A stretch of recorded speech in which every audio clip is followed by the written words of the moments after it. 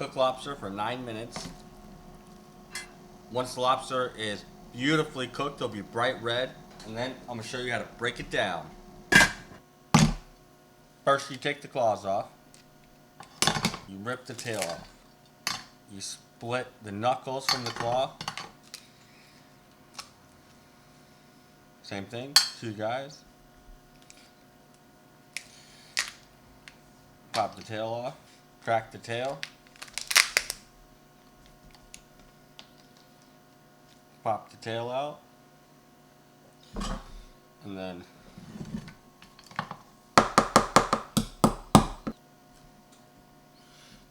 get the claw meat out. So you split the knuckles. Get all the meat out there. And then the last thing you got to do is split the tail and then rinse out all the lobster roe.